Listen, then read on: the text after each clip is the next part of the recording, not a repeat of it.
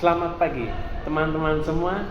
Saya Rizal Ugahari dengan nomor induk mahasiswa 191224046. Pada kesempatan yang berbahagia pada hari ini akan menyampaikan gagasan saya mengenai keadilan. Selama 5 menit ke depan, saya akan memberikan kepada Anda semua masukan mengenai keadilan yang ada di negeri ini. Nah, pertama, apakah kalian melihat gambar di samping saya ini? Ya, ini adalah gambar mobil dan motor. Lalu kira-kira apa ya hubungan dari gambar ini, mobil dan motor ini? Apakah ada hubungannya dengan keadilan? Pasti kalian bertanya-tanya kan, apa sih hubungan antara kedua gambar ini dengan tema yang akan saya berikan? Nah, biar kalian tidak bingung juga ya, nih, saya akan menjawab. Jadi, kalian pernah lihat atau malah kalian pernah mengalami sendiri jika ada sebuah motor, misalnya motor itu menyerempet mobil dan tapi malah motornya yang terjatuh. Nah, kira-kira siapa yang disalahkan? Pasti banyak orang yang akan menyalahkan si pengendara mobilnya tersebut. Lah, kenapa seperti itu? Ya, itu semua karena stigma masyarakat yang menganggap bahwa pengendara mobil itulah adalah orang yang punya banyak uang. Nah, di situ mereka itu menganggapnya bahwa orang yang punya banyak uang itu pasti akan semena-mena gitu, di jalan semena-mena. Dengan begitu juga mereka melakukan tindakan ketidakadilan terhadap pengendara mobil.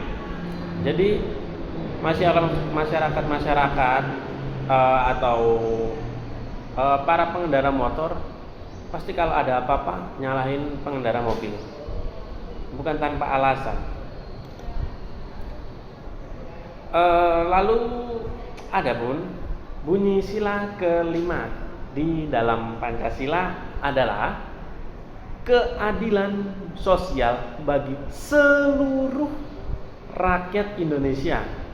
Nah, ingat ya, di sini adalah seluruh rakyat Indonesia, di mana pada sila kelima dalam Pancasila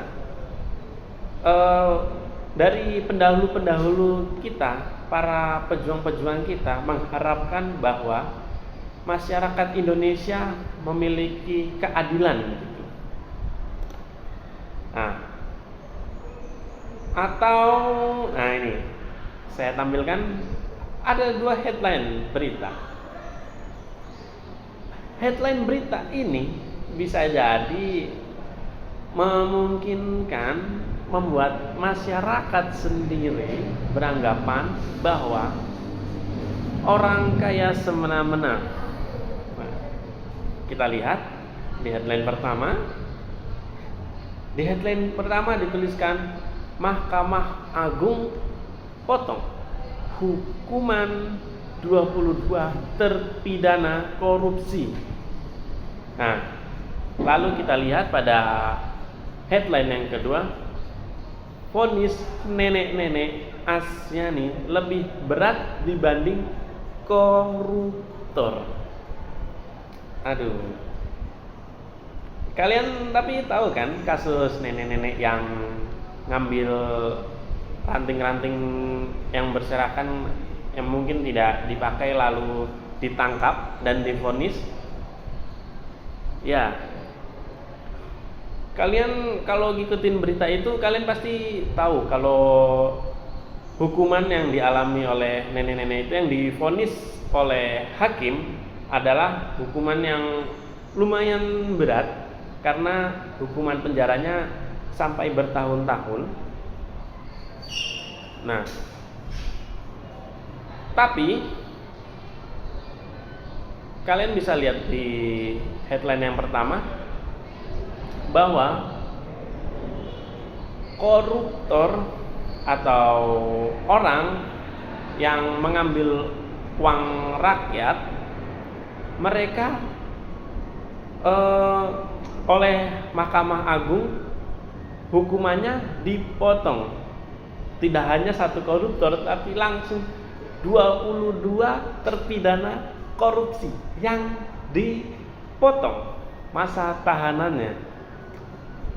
Ini sungguh miris ya. Nenek-nenek cuman ambil kayu, ya hukumannya hingga bertahun-tahun, dan hakim tidak memotong hukuman padahal udah berusia nenek-nenek itu. Tapi di sisi lain ada koruptor yang masih muda, mungkin masih muda, dan yang terpenting mereka telah merugikan negara dengan jumlah yang besar, miliaran, bahkan ada yang triliunan, tapi hukuman mereka malah dipotong. Aduh, memang ini sangat tidak adil ya untuk kita sebagai rakyat Indonesia, yang mana tadi pada Pancasila sila kelima adalah keadilan sosial bagi seluruh rakyat Indonesia, tetapi pada kasus koruptor dan nenek-nenek ini, di sini sungguh tidak terlihat keadilan yang ada.